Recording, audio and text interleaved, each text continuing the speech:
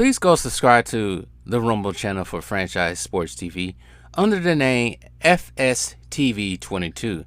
Now, I'm using that Rumble channel for any purposes of me getting kicked off YouTube and also for more of my spicier joints. It's free as well.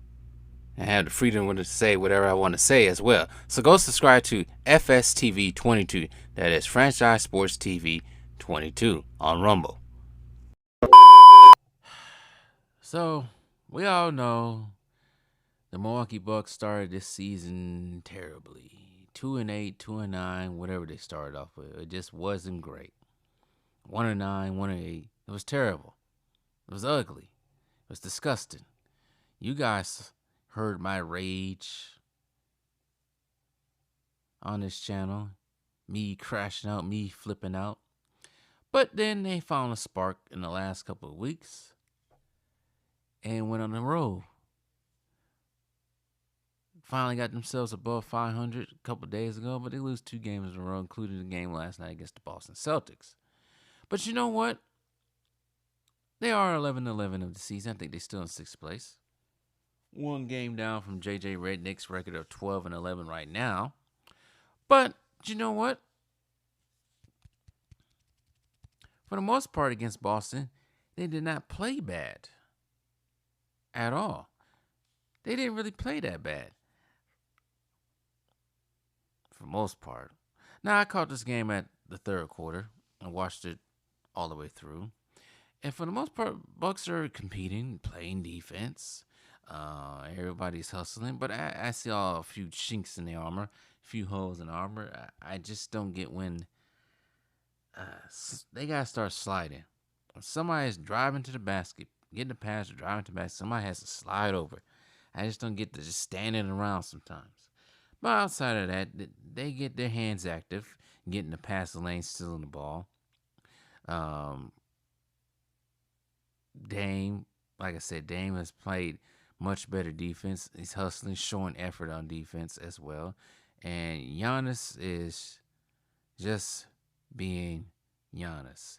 I think he's finally not fully, but he's finally getting comfortable with that mid-range shot because he knocked a couple of down.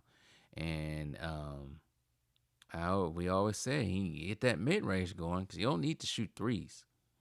If he gets that mid-range going, and he can be almost impossible to stop. He just turned 30 yesterday, so you got to learn how to shoot. You must learn how to shoot efficiently from the mid-range because you don't want to be like that mess in L.A. that thinks he's the GOAT. You don't want to be like that, who never really honed his fundamentals in. He just thought he can bulldoze people like he was Jerome Bettis for the rest of his career. As we all know, that's not working out too well for him. But Chris Middleton returned.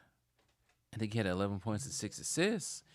Even though I did make that video a couple of days ago saying, well, I didn't say it was a suggestion from a news article saying that the Bucks should trade Chris Middleton, Pat Connaughton, and others for Herb Jones, who is a 3-and-D type player, and CJ McCullough, who can also score as well, to reunite CJ McCullough and Damian Lillard together. But Chris Middleton came out there and didn't do too bad for someone who hasn't played since, I don't know when, since last season.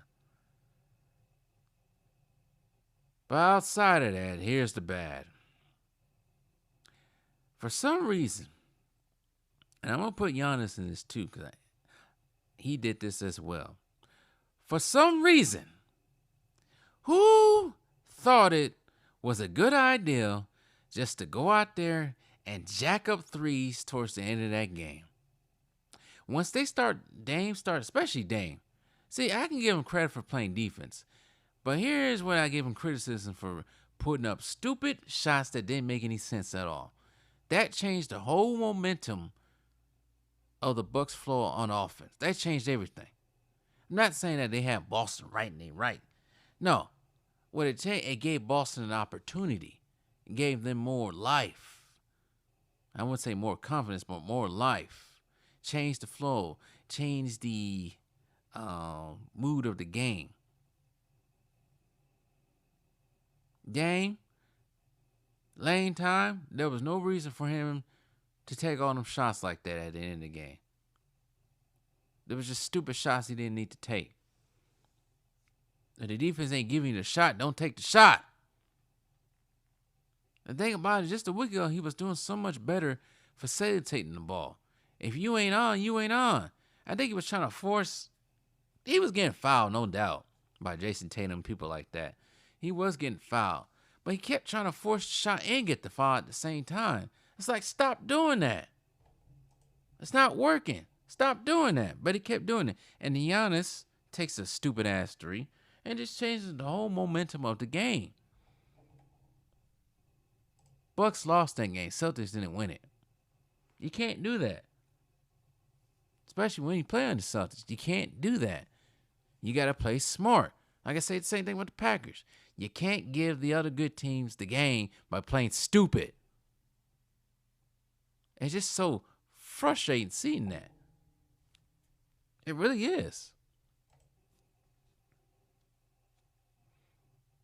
Just changed the whole momentum of the game. Changed everything.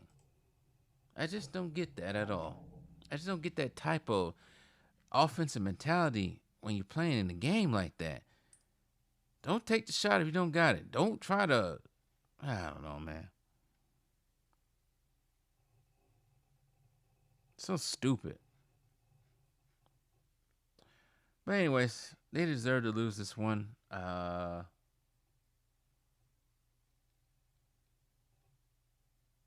don't know who they play next, to tell you the truth.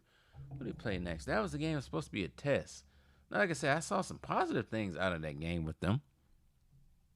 Very positive.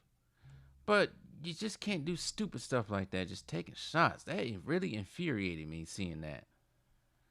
I think the next thing they play might be the play-in tournament. Oh, not the play-in tournament. The, what we calling it?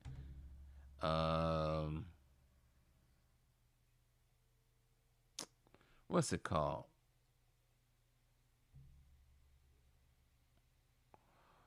Well, they go to Boston. Not Boston. It goes to Brooklyn. I just saw the Brooklyn Nets play on a couple nights ago, last week against the Suns. Play a 1:30 game on Sunday. And they possibly can beat the Nets, and then it'd be tied with JJ Redick. But yeah, they just can't keep doing that. Doc Rivers gotta hone in and tell him to stop doing that, because I don't think he's saying anything to him after they did that. But anyways, they deserve to lose this game. Whatever. On to the next game.